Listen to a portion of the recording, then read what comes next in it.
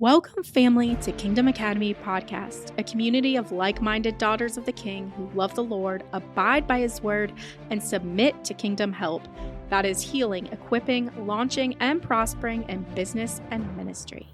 I am so excited and blessed to welcome our guest today, Trina Boyd.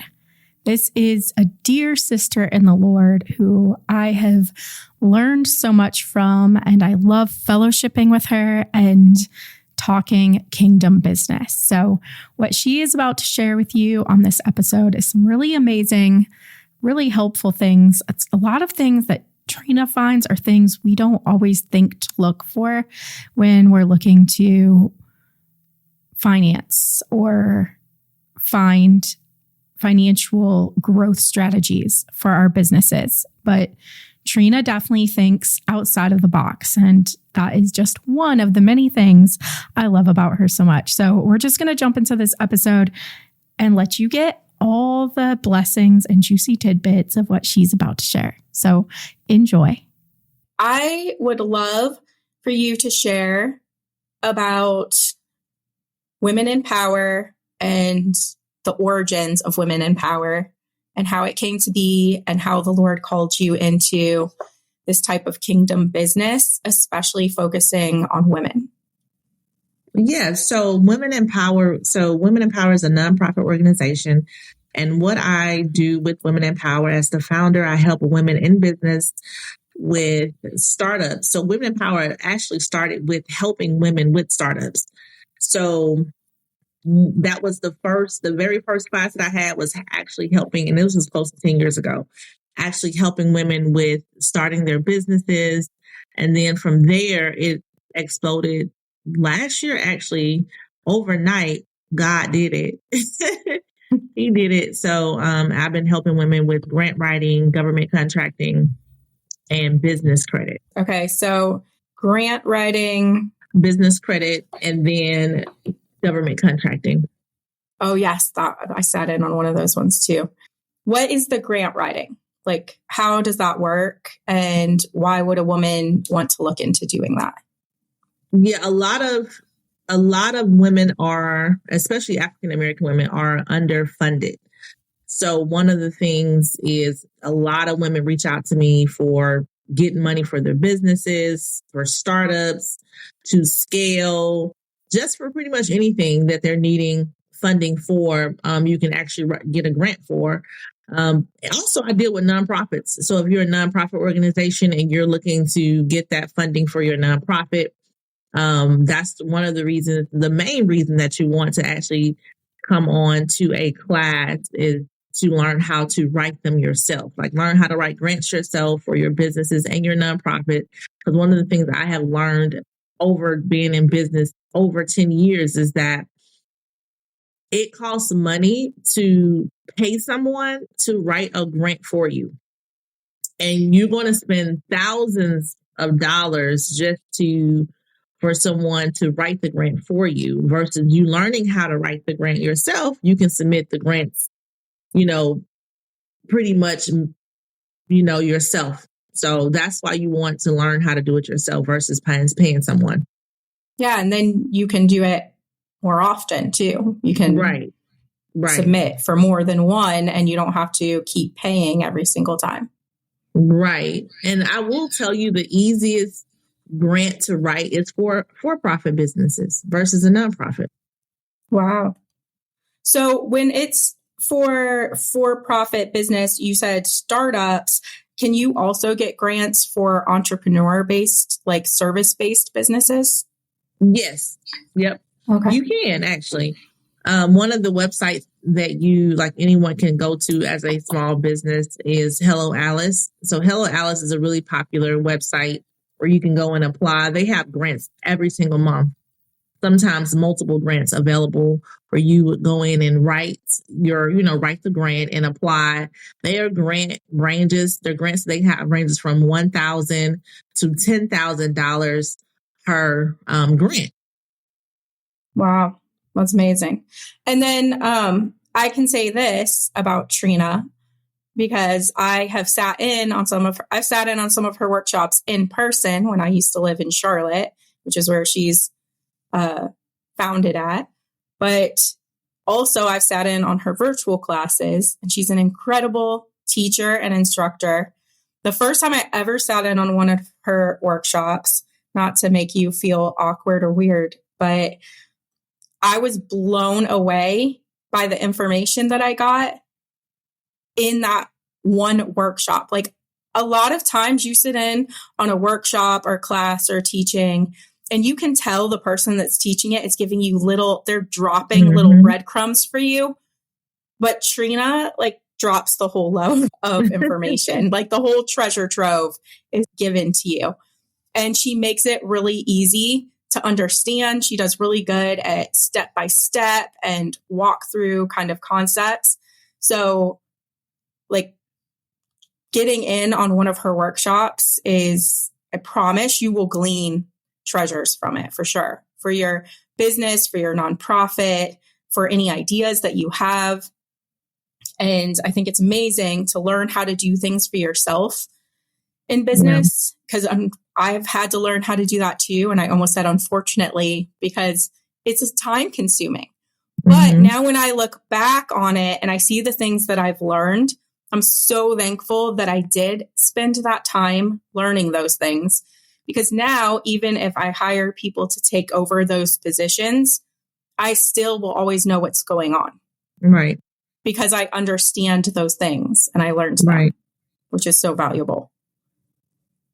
Okay, so then you said business credit. What is that? What does that look like?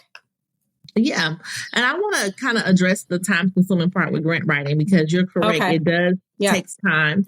But so what I have been teaching, Heather, is showing women how to write grants using AI.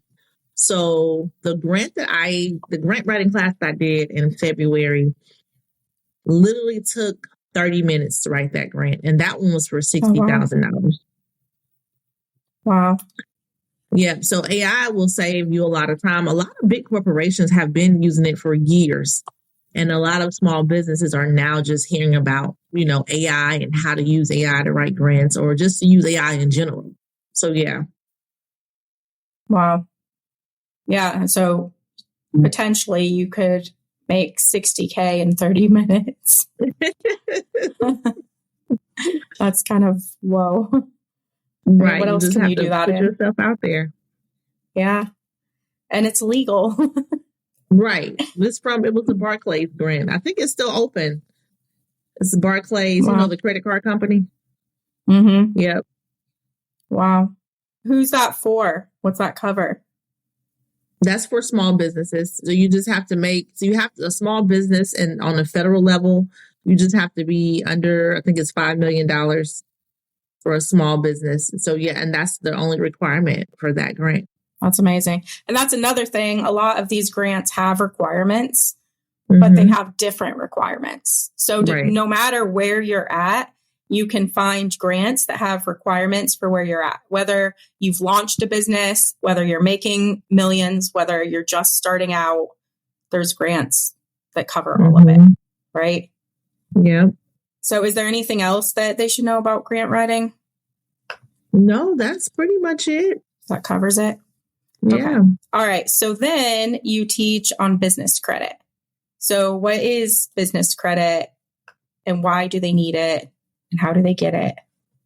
Yeah. So business credit is credit for your business. So like if you're looking to start a business, scale a business, get funding for your business, for whatever you're needing for your business, you can get credit. But me particularly, I teach you how to get it using your EIN number only. So a lot of banks are going to tell you, hey, if you want to get business credit, you're going to have to use your personal, which you will. You have to use your personal credit as a personal guarantor. But I teach you how to get it just using your EIN number only. And some of my members were successful with that. So if you do the work, like when I teach, it's step by step. So if you do the work and you actually apply all the skills and everything that I'm teaching, it will work for you. One of my members, she was able to get $50,000 in business credit, EIN number only. Wow. All right. So what is business credit? Is it like a grant? Is it like a loan? Is it more like a loan? Credit. So you do have to pay business credit back versus a grant. You don't have to pay it back. But a business credit, so it's actually a credit card. So the way I teach is a credit card, because you can use a credit card, swipe your credit card for business expenses. If you can get $10,000 as a new business owner, look, you're doing good. Because when I first started my business over 10 years ago, I actually didn't even spend $5,000 because it was a service-based. A lot of service-based businesses don't have to spend a lot of money. So even if you can get $10,000 in business credit, a credit card just to swipe for things that you would need for your business, that will help you out a lot. But if you're looking to scale, of course, you're going to need more than 10,000, because scaling your business, you're going to have to hire people, right? So, but if you're starting, 10,000 should do it. And it's interesting too, because I've been learning a lot about this kind of stuff and how as you get into entrepreneurship, your mindset begins to shift. Like as you move from the rat race into the entrepreneurial space, your thinking has to shift. So it's really interesting because in the rat race, the concept of debt is a bad thing. But when you move into the entrepreneurial space, you learn that debt is a footstool. Right. Like it's completely different thinking about debt, because in the rat race aspect, we're taught that it's bad. You need to get rid of it and live without it. But in the entrepreneurial, like 6 to 7 figure plus arenas, it's debt's amazing. You want to use the debt to make money, because if you do it correctly, then you'll never touch your own money. And then you'll multiply that money, and it's incredible. So it is a whole different thinking space. And honestly, like learning things from Trina and her community, she definitely starts switching your thinking in those arenas. And it's really, really important to start getting your mindset shifted in that kind of way. Yeah. Yeah. And you make a good point, Heather, about shifting your mindset, because one of the things we had to do with shifting our mindset, me and my husband, was actually getting rid of our debit cards, because a lot of millionaires do not have debit cards. They use credit cards for everything. So that's what we did. We got rid of our debit cards and start using our credit cards. Got rid of the debit cards, used the credit cards, and what we do, we just pay off our credit cards every month. Bill, and why do you do that? Explain that. Well, one of the reasons is it frees up your cash. You can better control how much cash is in your bank account. Also, just say, for example, God forbid, somebody steals your credit card or your debit card. It will be faster for you to get your money back on your credit card versus your debit card. But we got rid of our debit cards for bill paying, for just swiping in general. And we use our credit cards. And that is a completely different way of thinking. Separate from, there's this board game that I love so much. And I love encouraging people to play it. And it's literally called Robert, what's his name? Who does the Rich Dad, Poor Dad? Yeah. He's the one who talks about, what's it called? It's called Cash Flow. Cash Flow. Okay. It is the best board game. Like I literally invite adults to game nights, teaching them how to play this, because it will shift your mindset. But if you have children, it is infinity times better than Monopoly, because basically, so the board game sets up, it's an actual board game, and there's an inside track and then there's an outside track. The inside track is the rat race. So you're given a random shuffled card of what your career is. You can be anything from like a trash man and a trucker to a pilot or a doctor. But depending on what you're given, for instance, if you're given trash man, you might not have college money to pay back, college loans. But you're not getting paid very much. Right. But if you're like the doctor or the pilot, you might have a big loan amount you have to pay back, but you're getting paid more. So it's like the real life reality of the rat race. And then as you're going around the board of the rat race, you're getting opportunities to invest in things, but they're small opportunities. But then you also have things like every now and then you'll land on a block that will say taxes, or you get fined, and the fine actually causes you to have to pay like half of the money that you have or something like that. So it's always putting you back. It's always setting you back. All of a sudden you have kids. Oh, you just had a child, and you're like, oh no. And you have to add that. And you have this paper that you're always filling out all your financial information on as you play the game. And it's so funny because, for example, we played it a few years ago with my little nephew, and he was about 8 years old at the time when we played it with him. And we didn't want to play it with him because we thought it was above his understanding. And then he begged to play. So we allowed him. And as we're playing the game, he just started crying. And we're like, what's wrong, Nicho? And he's like, I hate taxes and I'll never have children. Oh. But it was so funny because like he got the reality of like the rat race. Right. But the beautiful part is we're like, Nicho, stay with it, because you're going to get out of the rat race and then you're going to see it's different. And then so once you make a certain amount of income that balances out above your debt, then you can step into the outside track, which is the cash flow track. And then your investments, everything changes. Like the amount of money in your bank account like quadruples. And all of a sudden the investments are like $100,000 to $1 million investments. And you're thinking on a whole different track at a whole different level. And it's like, whoa, like it just shifts your mindset. So it is truly a phenomenal board game. I'm going to get it. Yeah. I mean, like I would play it in workshops and stuff because I mean, it's intense, but it's eye-opening for sure. And now I just promoted his game without, but it is really good. So yeah, debt is not bad if you know the value of how to use it and think differently. So yeah, business credit can be a phenomenal thing. And then you said you also focus on teaching about government contracting. So what is that? So a lot of women do not know that the government has $2.3 billion set aside for women. And that's on the federal level. That does not even include the local level.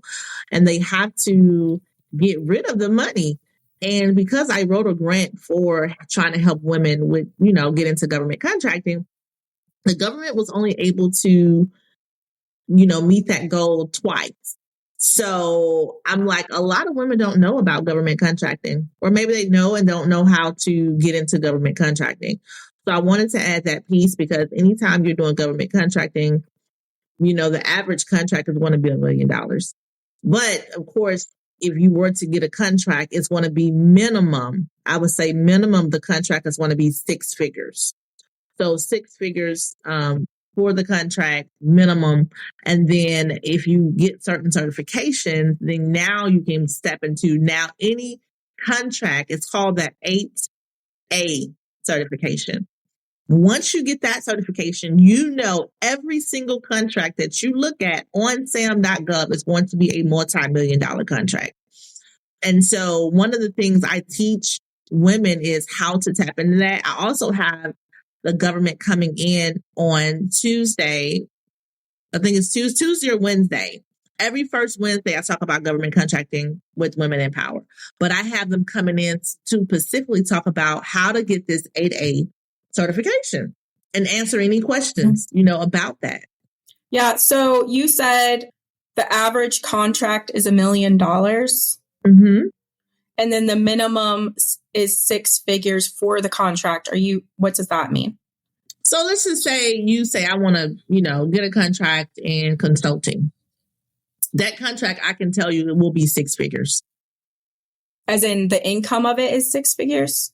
Right. So the contract, like if you look at the contract, because you can look at, one of the things I like about sam.gov is that you can look at previous contracts, right? So I'm going to just give my field, for example. My field, which is call center, every contract that we look at, those are multi-million-dollar contracts, right? Like I said, that's like the average of what the contracts are. And the reason that is because a lot of times the contracts are just they're more than 1 year. They're like 5 to 10 year contracts. So that's over the course of 5 years or 10 years. $100,000 contract may be a year, but I've never really seen a contract, that's a year long and it's $100,000. So a lot of times these contracts is guaranteed for you. You can basically say, hey, I can count, this is stability in my income as a small business. I encourage contracts, even on the local level. Local level, you want to be doing it too. Because I recently just found out, because Heather, I teach federal, right? But I recently just brought a young lady in, and she teach on the local government. So your local government is going to be like your city, your county, and your state. That's local government. You can bid on contracts that are not in your city. You can, if you're in Texas, you can bid on contracts in North Carolina. You can bid on contracts in South Carolina. You can bid on contracts all over. So I was blown away when I found out the information. But yeah, and I actually saw so many call center contracts across the country on the local level. And I was just like blown away. So what does that mean to have call center contracts? What does that look like? So about ever since I was 18, Heather, I actually been in a call center, right? So I was in a call center. I was like, how are they making all this money? Like, how are they bringing all these people in? And I learned the strategy on how they make money. So I actually started my own call center. So when I started my call center, we started with a company called Arise. And Arise was a great footstool to actually help us get past performances. Like, we've done contracts with TurboTax. Tax season comes around and you call, check on your taxes, that kind of thing.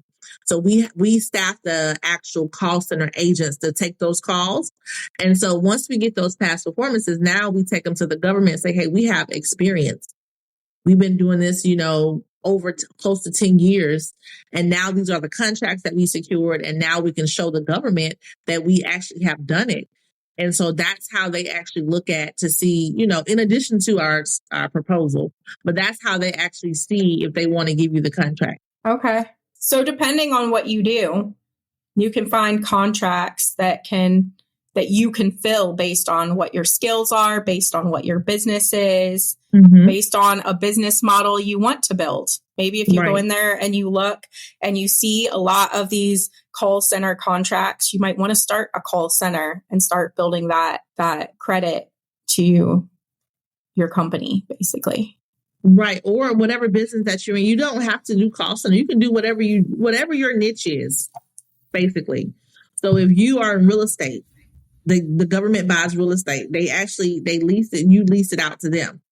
So whatever your business niche is, that's what you can do. We do catering. Like one of my members, she's into catering. She had a big opportunity, to do the catering for the government employees at the White House, like stuff like that. But yeah, it's all about what you are in. Like, whatever your niche is, that's the government may be buying that. So for example, if you get a government catering contract and you're a catering company and it's a 6-figure contract, it will be for probably 5 to 10 years. Right. So you get that guaranteed work in that contract, getting that pay for that 5 to 10 year period. Right. Exactly. Wow. Well, okay. So you teach workshops on all these things, right? Mm-hmm. So then your business that kind of is the cover to all of this, that this is all under, is Women in Power, right? Yes. So how did Women in Power get started? What began it? And then I know at one point, like, the Lord kind of put his finger on it for you. So what happened that made that happen as well? Well, actually, God gave me the revelation when I moved to Charlotte. Surprisingly, he gave me the revelation when I first moved to Charlotte that I will be helping women in business. So, and I think it was 2015 was when God gave me and my husband the name. of Women in Power.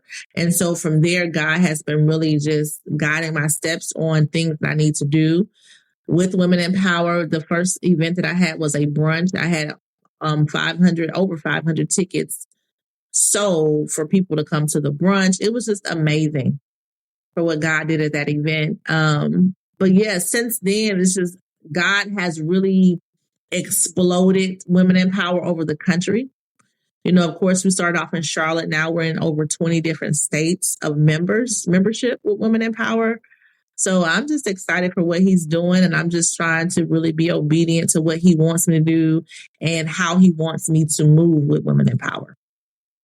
Yeah. And I love the way you think, Trina. Like even how you said when you were in a call center, you were thinking, how are they getting these contracts? Mm-hmm. How are they making this money? Like that's such an important thing to remember too, is always be asking the questions. Always be trying to understand. And I mean, wisdom will come through our seeking and searching, but above all, our seeking and searching of the Lord. Because then I know like you were prospering and things were going good, but then the Lord changed some things in your business and then things began to prosper more, right? Mm-hmm. What was that? The key to us prospering and me and my husband in my business is tithing.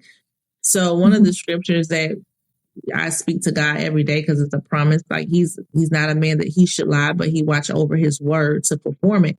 So one of the things that God will do when you tithe is he will pour out a blessing that you won't have room enough to receive. And then he will rebuke the devourer for your name's sake. So those things protects our finances. And then also when you give your first fruit. So your first fruit, the Bible says to give your first fruit and all of your increase, the first fruit of your increase, honor him with the first fruit of your increase, and your barns will be filled with plenty. That's what the Bible say.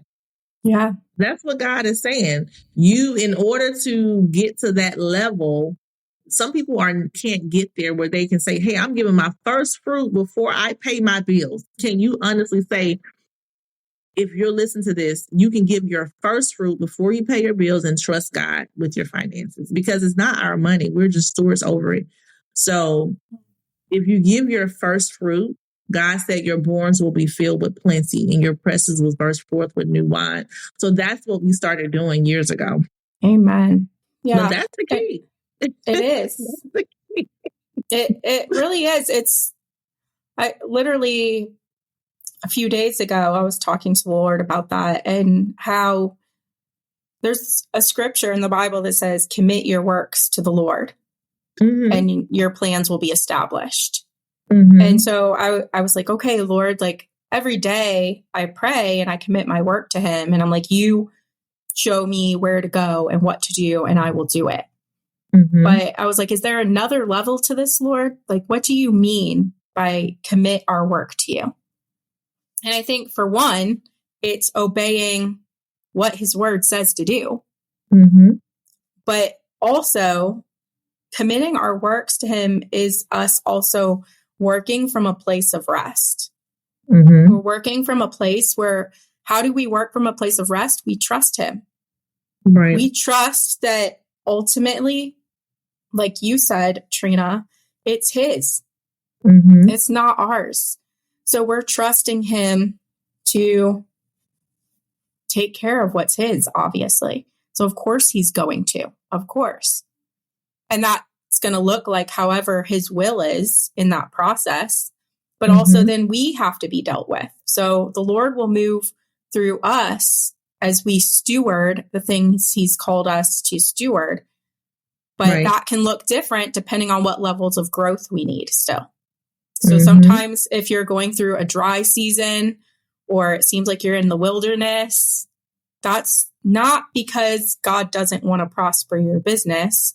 That's because you need work with him in your relationship with him. And he's trying to get you there because that's the most valuable part of it all for him is us. Right. Yeah. And he's also trying to teach us something out of it too. He's teaching us certain things.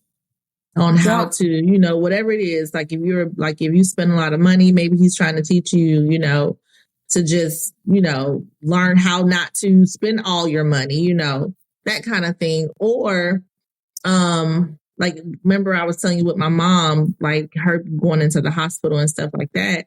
Like he taught me spiritual warfare. Wow. So he's teaching us something, because it's not only just for that person that you're praying for, like which was my mom, but he taught me something, which was spiritual. So it's always a lesson to be learned, and he knows you. That's one thing I will say. God knows how you're going to react to certain situations. Amen. So that's why he allows some things to happen in your life, So. Yeah, it's those different levels of stewardship.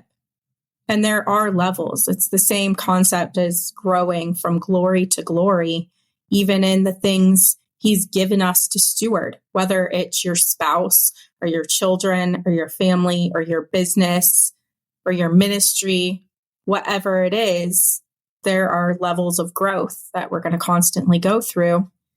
And we have to understand that that is part of that process. And if we don't submit ourselves to him, then it doesn't matter how much we submit our work to him. Right. Because we have to be willing to listen and obey whatever he asks, even if he's asking for us to put it back on the altar. That's right. He does often because he's testing us. And sometimes the test is he really will burn it up on the altar. So you can't just sit there and think, okay, Lord, yeah, you're just testing me. And then, oh, wait, what? Mm-hmm. But whatever he burns up on the altar is purified and multiplied, because that's what happened with Job. Mm-hmm. And Job, I don't know how Job got his first riches, but I had a sister say this to me the other day, and she's like, what if the money Job made was because Job was just good at business? And when the Lord took all of that away, then the Lord taught Job the things Job needed to grow, to submit to him at the next level. And then the Lord gave him his wealth. Once the Lord gives us our wealth, when it's not wealth that we made of our own wisdom and our own means, and we get the wealth from the Lord, then the enemy can't touch it.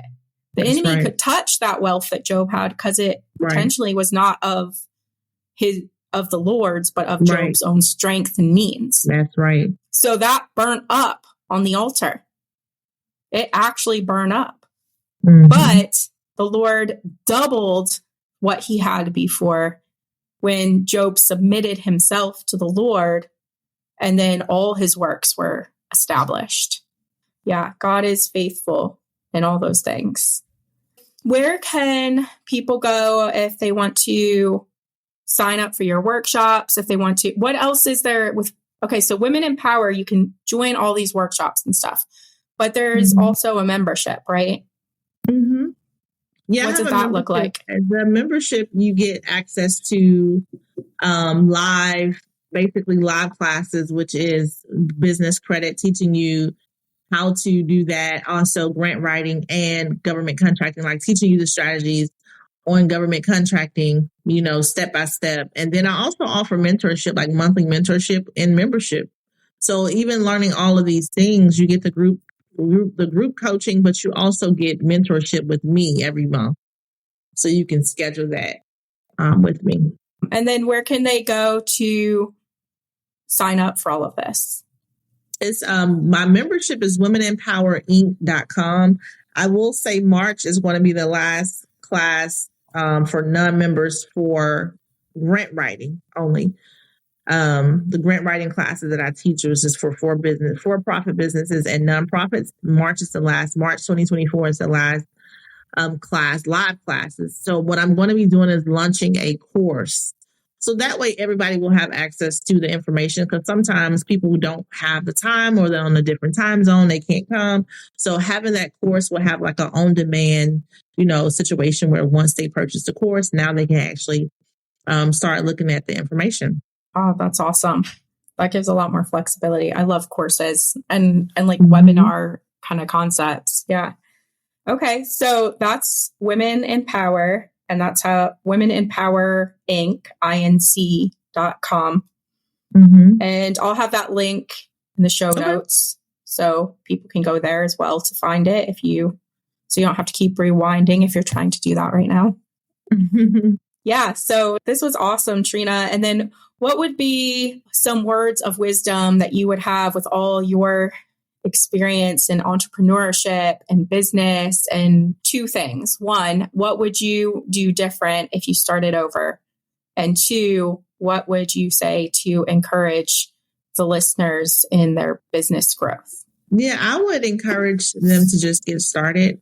That's what I would encourage. I would not say quit your job, but I will say get started on your business and find time for your business. This is something that God have called you to. Find the time to work your business and don't give up on it. And as far as doing things over, I don't think I would do anything over, only because it brought me to where I'm at now. Yeah. Like even with the funding part, of my business, like I bootstrapped my business, so I didn't have business credit.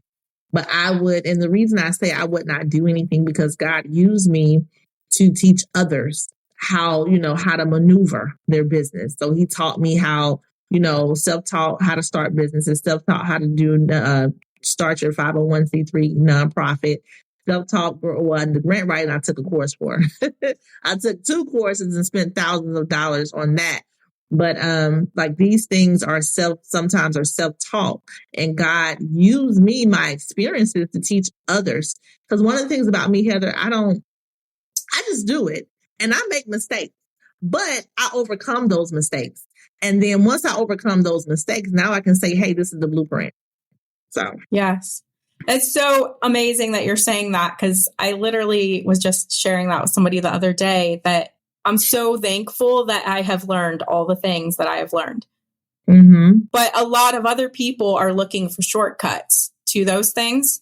And sure, there are shortcuts if you invest in somebody who's already learned all those things. Right. So a lot of times, like I could say, oh, I can't believe I spent so many years and investments and time and all the things I learned. But I am so thankful for the same reason as you, because we're able to teach other people because we learned from it. So who knows, maybe if the Lord is calling you to be a teacher, a coach, or an instructor, then maybe you do have to learn it by all the lessons, by the failures, by the successes, by more failures. But I also wanted to say there is 2 things that I see women in business so often being afraid of. And that is failure and success. Both of them. Yep. Women are afraid to fail, but women are also afraid to succeed.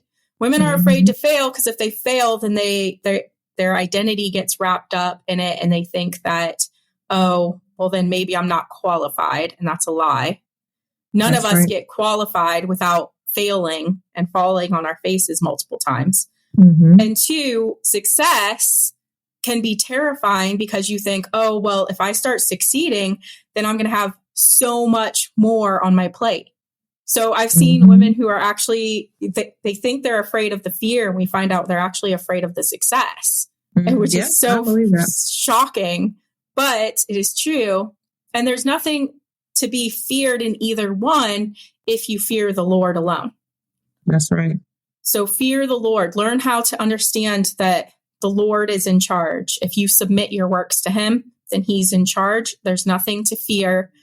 And whatever lessons are being brought your way are because the Lord desires to make you stronger in certain areas that are going to grow and multiply down the road in your business and in your ministry and in your family.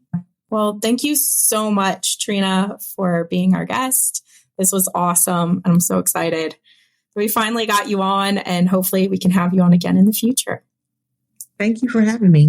Thanks for joining this conversation with us. If you've enjoyed this episode, please subscribe and leave us a review. For episodes, offers, or other guest information, please be sure to check the show notes. Thanks for listening, and stay tuned for the next episode.